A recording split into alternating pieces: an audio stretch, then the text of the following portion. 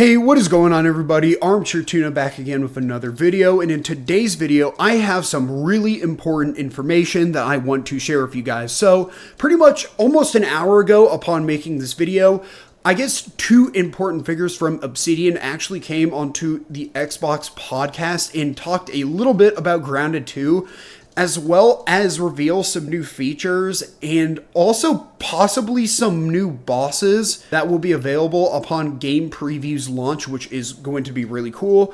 But anyways, enough of me yapping, let's get on to the video. So the first thing I want to talk about for this video is actually this elevator system, and as you can see, it looks like it's going to be on the inside of Burgle. As you can see, it is called the Permatic Transit System, so maybe it's some sort of elevator we can use inside of Grounded 2. And as you can see by this clip of our friend Max over here getting sucked up and down like the tubes in Willy Wonka, you can actually see the map of Burgle, which only confirms we're going to go inside of Burgle. Maybe he didn't get shrunk during the explosion. And as you can see, we're actually in the very bottom of him, and maybe this is an elevator that we can use to get to the 5th level of him. So another thing I wanted to talk about is actually some of the new environments they show off in this video. So starting off, we have this red ventilation shaft, which Max and Willow are going in Mission Impossible style, and the lighting makes it feel really mysterious and really cool. And I also wanted to talk about which one of the people from Obsidian, I guess, said about Grounded 2 and how the story is going to be. So I will roll the clip right now. Our cast of teens shrunken again and needing to figure out what happened, why it's happening, maybe battle against Omninent or not again, and other mysterious figures that might be cruising around in Brook Hollow Park.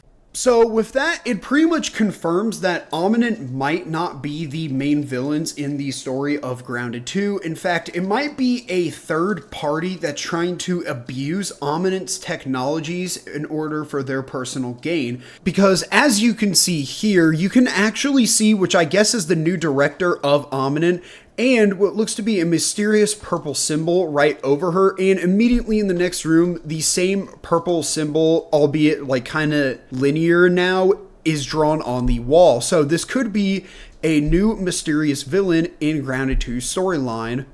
And one last thing before I wrap up this section, in this part of the clip we see the same purple symbol, but also a ladder which seems to go up, possibly a Omninent lab or maybe Burgle. It's unsure of where this ladder is going to go to. However, if I had to guess, it had to be either inside a Burgle or inside of an Omninent lab. So another thing they've talked about in this podcast are the buggies, specifically the red Soldier Ant Buggy, and they talked about a lot of different features with it, specifically how it can fight for you on and off its back, how it can chop down grass and weed stems so you can build with, and also a unique feature, or a unique gathering feature, I should say, to where they describe it similarly to a vacuum cleaner, to where it can just suck up all the items you want to pick up on the ground. Now, going off topic here for a second of the buggies, in this shot right here in the podcast, you can actually see that Pete appears to be wielding some sort of bombardier beetle shield with what looks to be a cockroach sword, judging by the color. And also, another thing I spotted was Max and Pete fighting the stink bug. It looks like Max is using some sort of fuzzy great mace. Who knows? Maybe you got to fight and kill a caterpillar in order to make it. But those are just two new things that I have spotted while making this video. So another thing they did mention is with the red Soldier Ant Buggy, you can actually ride into any red ant hill and not get attacked by the ants there. And another thing I would like to mention in this shot is actually the spider ant hill, which could be a new residing place for the broodmother in this game, or it could just be an ant hill that's been overtaken by spiders. Who knows? Also, another thing they have in fact confirmed is, as you can see in these clips, you can actually pet your buggies. But another thing they did talk about is how the buggy health and death system would work. So similar to Grounded 1, On medium and mild difficulties, your buggies will not actually die, but they can still get injured, and once they are in that injured state, you will have to revive them, and they will go back to whatever they were staying at and have to rest up for a few hours.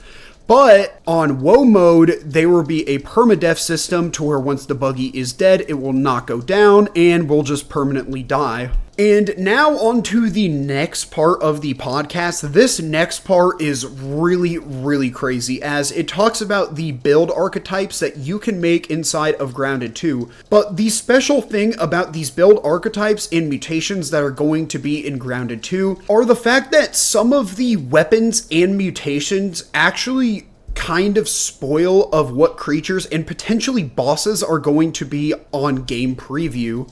So, starting off with the warrior archetype, it is actually going to involve the ladybug armor with a whole reworked set bonus. So, for the description, a thick fighter helmet made of ladybug shell, foes will favor attacking you over allies. So, the ladybug armor is actually going to be used to maintain aggro on whatever you're fighting, as well with its two effects. Starting off with fighter armor, I'm assuming fighter armor is going to mean you are going to be more tanky with the ladybug stuff on, but who knows.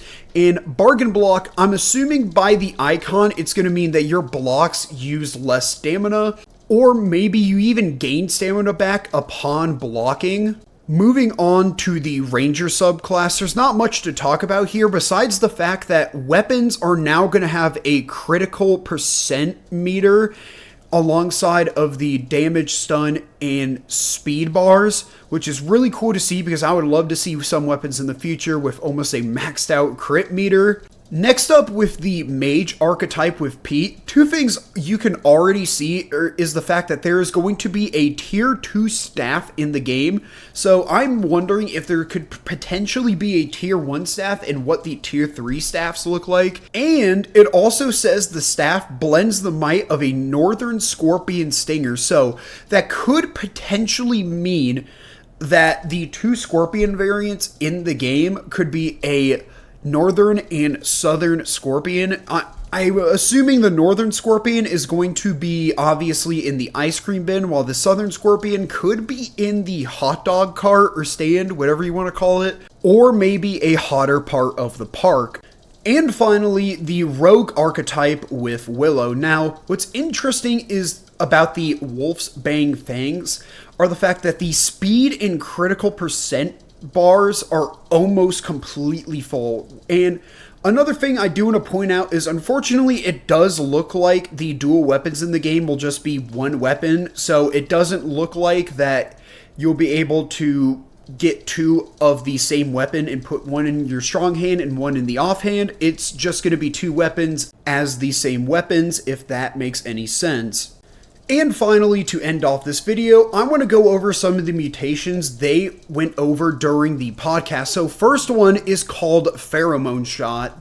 And what Pheromone Shot appears to do is it almost appears to work as the Cupid arrows from the first Grounded, if you remember those. But what's so interesting about this mutation is the fact that the requirement in order to get it is killing a tarantula, which is really, really interesting, as this could be the first major boss. In fact, this could be a replacement to the Broodmother in Grounded 2. And what's kind of funny is that the tarantula's name is called Axel, so who knows, maybe during the explosion someone brought their pet tarantula, but after the explosion they dropped it and forgot to pick it back up when they were running during the chaos. So now we have to deal with the tarantula somewhere in the park. And finally, for the last mutation, it is going to be called Frenzy. And pretty much Frenzy is this game's equivalent to Barbarian from Grounded 1. However, what is kind of interesting about Frenzy is the fact that instead of dealing damage with clubs, it says with melee weapons. So maybe this applies to every single melee weapon in the game.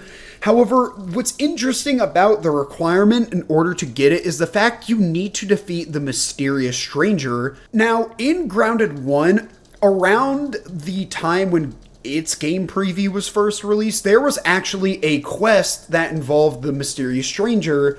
However, this storyline was eventually scrapped in favor for the Schmechter storyline and that Omninent was evil. So who knows, maybe in this game, the Watcher will actually come back as the mysterious stranger, and we'll just have to see how it is. And with that, that pretty much wraps everything up that they've talked about in the podcast. And with that, that is also going to be the end of the video. So if y'all enjoyed, please make sure to like and subscribe. And in the comments below, comment down what you would like to see personally in Grounded 2. And with that, I will see you all in the next video. Peace!